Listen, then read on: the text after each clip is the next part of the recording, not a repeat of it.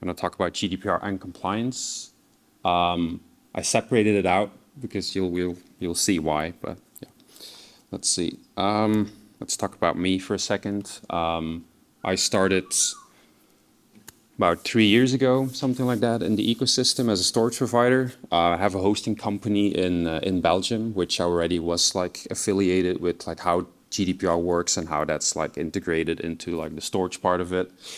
And that's why I wanted to kind of like address the GDPR regulation around Filecoin, kind of like educate people on what's possible and not possible, and yeah, take it from there. Let's see. So this is the agenda we're going to talk about. First, I'm going to talk about some myths right away, kind of set the stage. I'm going to talk about how GDPR is outlined, kind of very theoretical, the first 2 slides, but we'll have to kind of go through that to set the stage for the entire GDPR and Filecoin comparison or how that works together. And then I'll talking about data ingestion on how that looks like and what to be aware of with GDPR, and then we'll wrap it up. So GDPR myths. First of all, this is one of the major ones that usually I talk about a lot in the past, is like people think it's just about the legal department and IT. But when you think about it, GDPR really affects everybody, really from the start, from the beginning, like really when you start developing an application or you start moving data, basically when you touch data and anything is related to personal data, you get in touch with GDPR. So it means that if you're an accountant, if you're a developer, if you're a solutions architect, it doesn't really matter. If you're in the company, you're working on a solution or a product, and data is involved, you need to have that mindset of personal data needs to be identified and you need to know where it is. Now, the second one relates to it right away. It's kind of like, is only for Europeans or only for anybody in Europe. So that's absolutely not true. The second you do something for a European country or you do for a European citizen, you're involved with GDPR. It doesn't matter where you're on the planet, you need to comply to this regulation. And the second one is that, the third one, sorry, is that it's only about personal data. So that's something that's, it depends a little bit on the auditor. So it's a little bit of a gray area, but my recommendation always is like, when you think about it as what's personal information, and I'll go into more detail what that exactly is, but you need to look at it, it's like, how can I build a profile that I can identify somebody? So any data related to that, that can be a cookie, that could be an IP address that relates to a certain like person, that an address, of course, naming and other medical records and all that. That's very clear. But everything that you kind of like helps you build a profile for a certain person is related to personal data. And why I bring it up that way is because a lot of people try to separate the actual data part from personal storage or personal identifiable information for a person.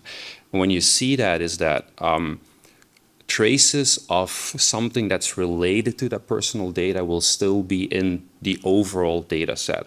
So that means that both data sets will be, prone to GDPR regulation. So keep that in mind, that it's basically not just the personal data, just anything related to it, building that profile. I put on the rules and fines just to give you an idea. Usually it's very like okay when you have that in place, GDPR regulation, and you're compliant to it. If they can fine you, they'd rather not do it and you just solve the issue that they have or work with the government or the ICO, like they call it. But if you can't comply to it, and you're somewhat of a big company and big revenue, it can go up to 4% of your previous total revenue with a max of 20 million, and they will always go with the highest. So just make sure that that's... okay, so kind of set the stage for GDPR on what it is. Now, outlining it a little bit. So the basis of GDPR is always transparency. So when you talk to an auditor, they want to see what you did to make sure that that personal data is identified and that you know where it is. So if you can present that to an auditor, you're already being very transparent on how that looks like. Second one is that when you're storing personal data, you need to have justification for it. So if you're storing it for a web shop and then or for a Dropbox-like application or something like that, and it's related to it, and you're storing it in your database to relate it to data or whatever you want to do with it, at that point you have justification or cost to store that data, but just be upfront on how you store that data. We'll get into that in a little bit. So, and then the other one is like, how are you processing that data? Very important. When you're putting together a privacy policy that you should have on your website, that like a European citizen go on your website and read about how you process that data, how it's stored, in what database, is it encrypted, where is it stored, is it deletable, can they ask questions around it, just be very clear around that. Then on data security, it's very vague what they say. Basically, they say like, put as much effort into it as you can possibly can to keep that data secure. What that means is encrypt it, anonymize it. Very difficult word, pseudonymize it. These are kind of things that they kind of expect you to do. I know in some cases it's not possible, but then you kind of need to explain to them why it is. It's all about proving what you did to the auditor to make sure that you did your best. And I'll get to why all that's important in a second. Then the other one is like, make sure that within the company, you at least did like one audit, kind of, that you kind of have a trace of, I looked at it, I built kind of a set of like how I would prove that to an auditor. It makes your life just easier whenever you have like a data breach or something like that. And then the other part is have a process in place. Like even like if I look at my hosting company, it's 2 people, so it's not big at all. But even me just have a one page for myself written down on, if something would happen, what are the steps that I would take on reporting, on going through certain log files, on getting all the data together. It's just proving to the auditor that you put everything together to be compliant and showing them like, if something happens, I'm here to help. Because that's basically what the European Union wants, is that you help them protect the personal data of their citizens. It's not per se that they want to fine you, it's to protect the data that they have. And if you're working with them, they're not going to fine you. Their goal is not to fine you. Their goal is to work with you and then make that better. Now, when it comes to accounting and governance, I always recommend assigning a DPO. It's like an officer, like that's the person that anybody outside of your company would contact to talk about how the regulation is, how data is being processed, where the personal data is stored. Basically, that's your point of contact. What is the sample? It's the data processing officer. Yeah. So what that means for a small company is you basically, very simple, if I would go to my own website, I just have a website, GDPR link, you click on it, you'll see that my email address is on there and how to contact me. It's very simple. You don't need to do anything very fancy. It's just a way that people know, oh, this is the person that I can reach, that's its name, that's the email or the email contact form or a phone that they can call. They just want to have like a way of addressing their issues that they have at that point. It's a very important when you work with public instances. Like for instance, if you work with non-profit organizations, and anything related to public services and government, it's very important that you have a DPO. Then it's non-negotiable, you have to have that. When you're only working in like enterprise and private sectors, it's best to have it, but it's not a requirement at that point. So the question is if there are specific regulations for use cases that not specifically, no. I mean, there is, like, that's the difference with GDPR compliance and, for instance, with SOC, if you compare those two. GDPR is like a guideline, and they expect you to do it when you handle anything personal, but your personal data, but you're not going to get audited on it. We can request an audit if you want, but they're not going to audit you. You only get fined. You only get, like, if you don't do it, it's up to you. Like, everybody in the planet by now should know that Europeans are tied to GDPR. That's just what it is. And if you're starting to work with European personal data, you should comply to it. So there is no reason to audit it. They just expect you to be compliant. Does that answer your question? Yeah, no, or? that's great. No, I was just wondering, like, is there any audit, service that we should think about, like Like that. on-chain, certificate that would validate that, oh yeah, this service provider is GDPR compliant. Absolutely. Which would then build more trust with those that are storing data. But what you're saying is, what I'm hearing is that it's sort of like table stakes, and it doesn't really get called out, I guess. So on that point is like, you can say that you're GDPR compliant, basically without an audit. That's what you can do, absolutely. But then you need to conform to all this here. Yeah. I have a question, please. Yes, go ahead. Would GDPR apply if, as a service provider, Mm-hmm. I cannot know what's in the data I'm storing? I'll get to that. That's third-party processing. I'll get to that in a second. Yeah. Thank you.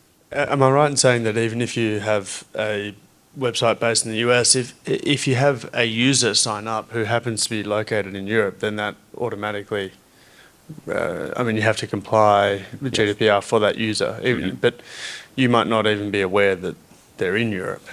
So if a user signs up, usually there is like a country selection in your little user sign up form. If you just make that, for instance, only for, I think you're Australian, right? Only for Australia, then that's it. Then no European ever will be able to register there, or US or a specific country. But most applications nowadays, it's global, and they allow any country to sign up in any application because, you want to expand your reach. And then, yes, if a European signs up, even if you don't know, you have to comply to it. Yeah. Yeah, I was thinking more specifically that in the GDPR, there's a specific provision called a code of conduct that is for a given industry to say, for our industry, Oh, I see. these specific rules are how we do compliance, and it can be hard to develop, but it has the advantage that then you can sort of build trust that people are doing it correctly, because there are multiple interpretations, and some people could do it relatively you're right. poorly. So it's expanding on the code of conduct. That's what I understand. Yeah, that would be ideal. That would be the ideal setup, because then you can really refer to it like, okay, this is the way to do it. And if you don't do it that way, that's up to you, right? Yeah, I was just gonna say, like, Yeah. the DSA. Yeah, I mean, we should put it on the roadmap, I guess. And there should be just like you said, a guideline that we could post as sort of like a starting point. Here's what we recommend, or I mean, I don't want to. I'm not a lawyer, so this is not legal advice. But developing a code of conduct is basically writing down how you do compliance in your industry, and explaining how you can certify it. So that there are two sides of it. There's basically describing the specific needs that map to the specific users of data that you have.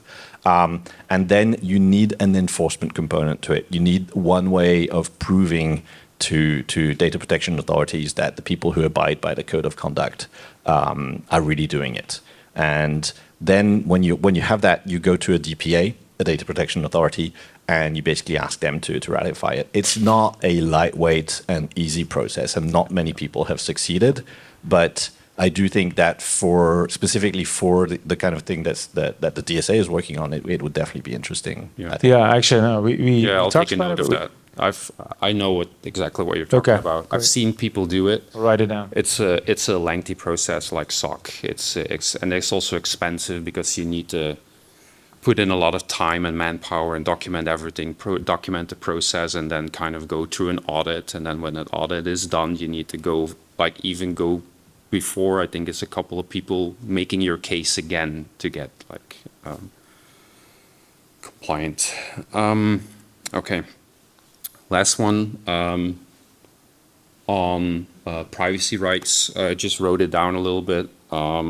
That's more on the personal data owner. Like if you're talking to a European, basically they can request everything around what you've stored around them, and they should have the ability to correct it, update it, delete it. They can even request a copy of it so they can like port it to another company. So basically anything that you have in your database, a European can request to have access to or manipulate or delete. That's a big ask, but that's what's in the GDPR compliance outlined. I think it's a little bit extreme. Usually it's about like getting rid of it and being able to delete it is usually more than enough. But yeah, definitely I've seen requests come in for a copy of, can I see all the personal data that you have on me? Can you send me a copy so I can verify it? And maybe I'll need to update my address or my phone number, or I just want to see what you have on me because I want to know what's going on with my personal data. So this definitely happens. And then like something important, and maybe like to Andrew's question, it's like if you're building in automation, like for instance, the hosting platform that I host has a lot of automation, and personal data flows through that automation pipeline left and right. At a certain point, you really need to know where that is and document that as well. So that's very important. I don't know, how are we on time, Deep? You a little behind, that's okay. Okay. I put on a bunch of words all related to anything related to personal data. And you can see it's a lot more than just a street address or a name or anything related to the person itself. But you can see like employment information is a good one. Any social information, medical information, IP addresses and online identifiers, that's a big one. People usually miss that one. Very important because it ties back to being able to build that profile for that person. So that's also personal information. And then this is kind of what I see on the 5 steps on getting GDPR compliant. I think these are the 5 steps you could go through. It's kind of like, first of all, the access part is like, find all the data, write down how you access it, write down where it is, investigate internally where it all is. So you're sure that you're aware on all the data points that any personal data can be located, and that's first. Then kind of like you just identified it. Make sure that you can access it all, because like sometimes you work with different departments within your company, and you accessed the European store personal data through an application that you host. Some parts of it goes through a database or whatever, and one team has access to it and another team doesn't. And when and while the other team needs to go through the audit, that's a problem, right? If you know where it is but can't access it, that's a red flag right away for an auditor. Then on governance, make sure that you have a grasp of like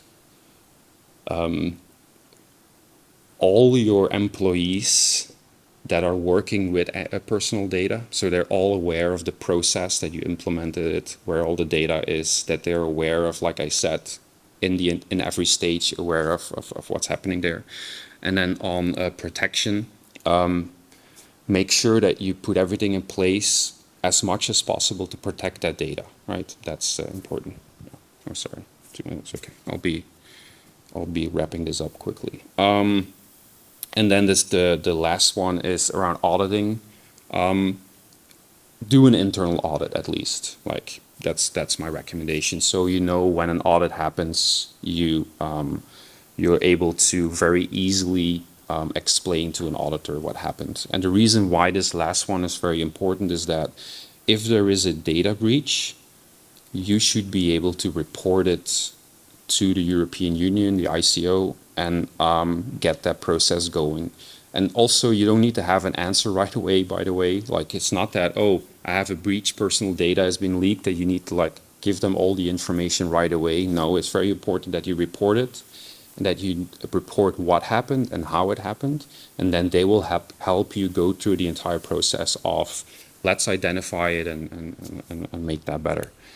Now, I do have a long slide about Filecoin and the GDPR, so I'll try to wrap that up in 2 minutes or 1 minute by now. Filecoin helps you be GDPR compliant. And this is kind of like how I look at it, because I'm storing data from my own hosting company on my Filecoin nodes, which contain personal data.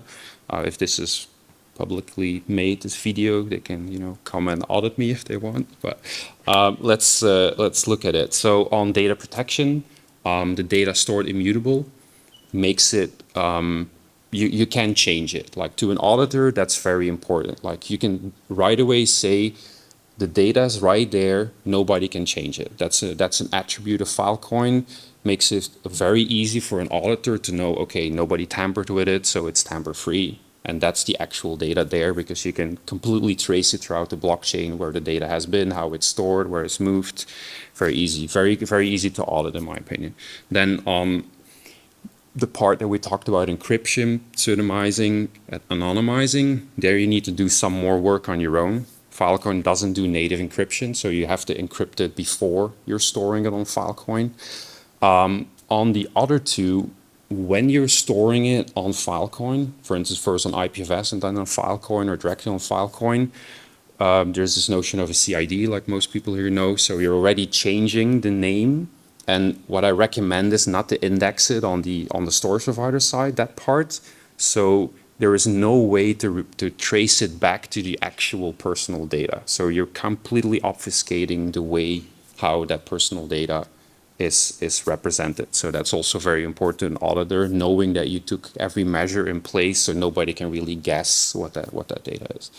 And then on third-party processing, on your question, it's all about being very transparent. Like, if you work with another company that, like, for instance, you store a replica in the US and that has European personal data, the only thing at that point is, like, all the things that I just mentioned in the first lines is make sure that the company that you're working with, that they also comply to that, and that you have that conversation and be very transparent about it, because at that point they also need to be complying to European law.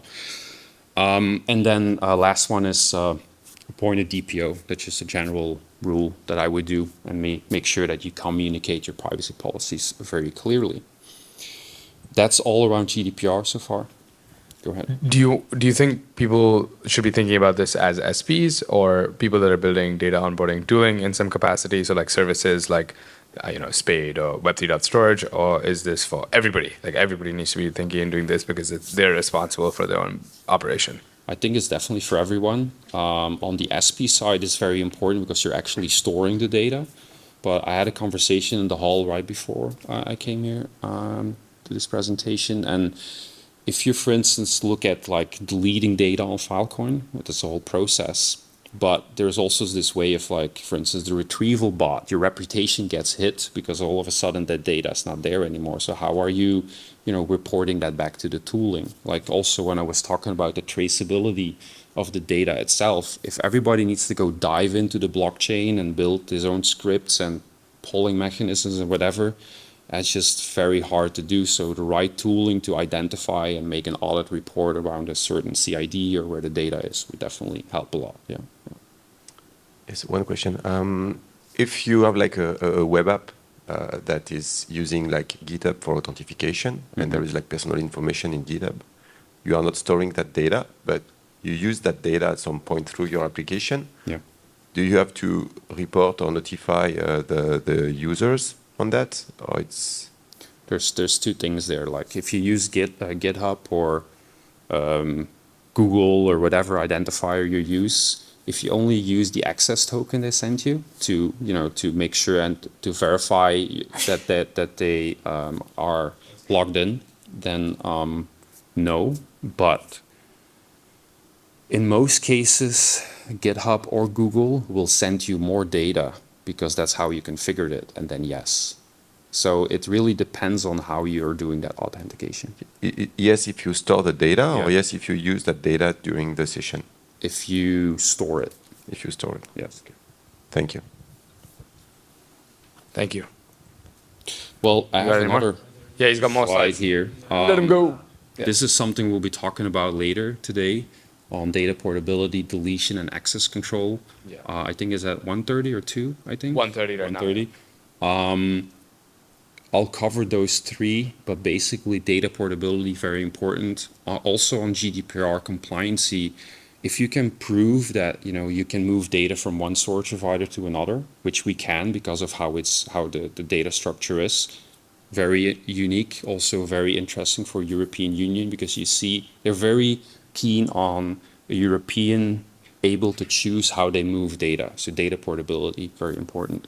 Deletion, how that works right now, I have some thoughts there. We'll dive into that later because that's a little process you need to go through because of the deal duration and the immutability parts of the storage. That's a little tricky.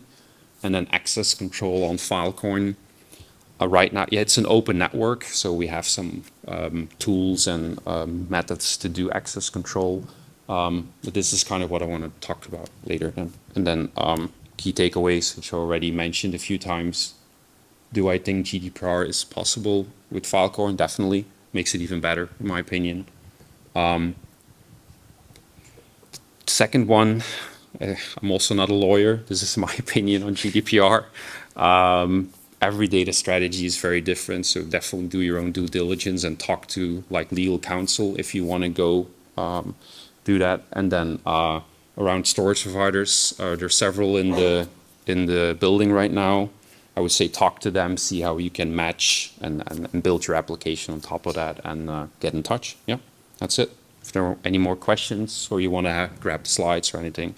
Hey, yeah, Angela, great. So are there any other action items that you think we should take away? Because it sounds like you will talk about the three things that Yeah. we need to go deeper in to solve some of the GDPR That's more on the challenges. technical side on how to do it. that'll This be is later. more on Okay. what's happening with GDPR. Yeah. Okay. Thank you so much, Angelo. Thank you.